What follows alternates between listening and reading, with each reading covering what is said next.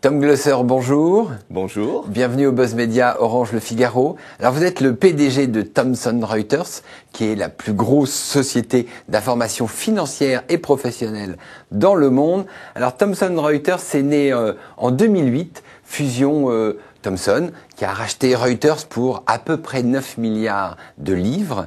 Alors cette fusion est arrivée quelques semaines avant la crise financière. Comment est-ce que vous avez surmonté cette crise ? C'était bien difficile pour nous. Avant, nous avons eu à peu près 95% de nos revenus qui venaient des marchés financiers. Après la fusion, c'était c'est toujours à peu près 60%. Donc, ce sont des marchés très importants pour nous, mais c'est une société bien équilibrée. Point de vue de position dans le monde, géographiquement, mais aussi point de vue des différents métiers. Bien sûr, les marchés financiers, l'agence de presse Reuters, bien connue depuis longtemps, oui. Mais aussi des produits, des bases de données pour la recherche juridique, scientifique, fiscalité, comptabilité, tout ça. Les autres quartiers du... Mais est-ce que la fusion, c'était le bon moment? Est-ce que vous aviez prévu cette crise? Oh, peut-être ça dépend un peu de perspective. Point de vue des actionnaires de Reuters, c'était un très bon moment. Oui. Mais je crois que pour tout le monde aussi, parce qu'il faut se rendre compte qu'une telle société, si on aurait attendu le prolongement de la crise, je ne crois pas que les actionnaires de Reuters auraient été contents de vendre les actions. Donc ça aurait été plus compliqué. Exactement. Et comme c'est une société qui date de 1851, on pense dans des longues durées des années. D'accord. Alors, vous dites, vous avez été affecté par la crise à Wall Street, par exemple, là où vous étiez très fort. Là, votre croissance, vous allez la rechercher en Asie, en Afrique, dans le Golfe, au Brésil, c'est ça? C'est là les nouveaux centres financiers?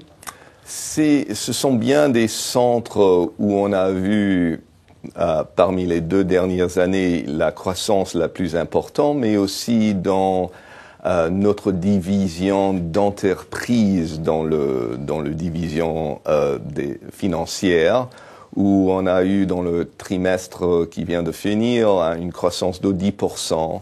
Ça s'agit des data feeds et le logiciel pour vraiment faire de l'infrastructure c'est difficile pour moi. Mais merci de parler aussi bien le français. Alors, vous êtes donc leader mondial des données financières. Là, on voit émerger ce qu'on appelle le data journalisme, et c'est Wikileaks qui est la figure de proue de ce data journaliste. Alors, ils ont révélé beaucoup d'informations politiques et diplomatiques, mais également des informations sur les sociétés, sur Intel, sur Shell, peut-être sur Bank of America. Est-ce que ça va devenir un concurrent, Wikileaks?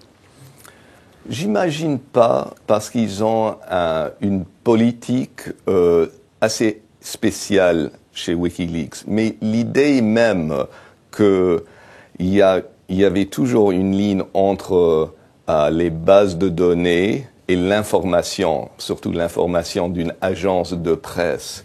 Chez Reuters et maintenant chez Thomson Reuters, déjà on a croisé la ligne, on fait des produits qui fait une combination des bases de données, des utiles, des capacités qui viennent du soft et les informations.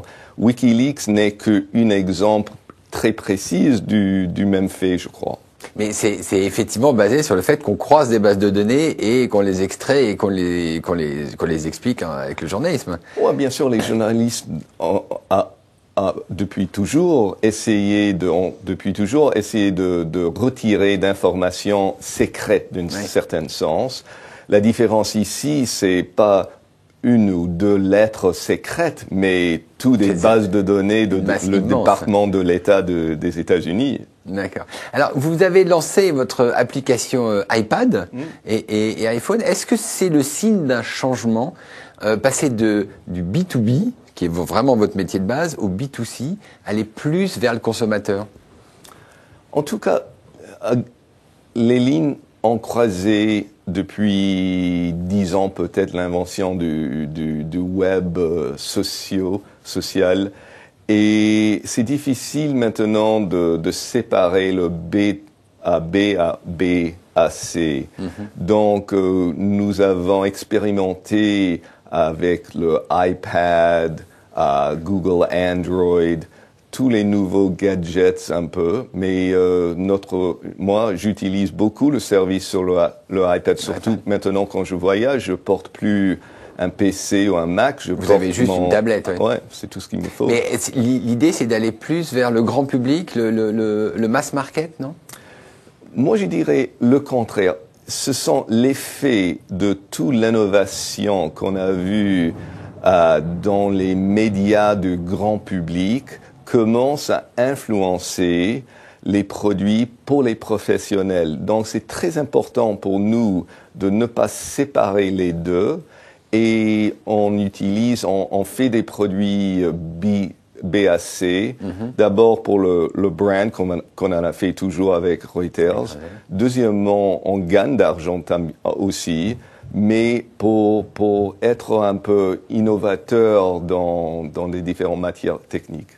Très bien. Tom Glosser, je vous remercie et je vous souhaite un bon week-end à Paris. Merci. Bonne journée.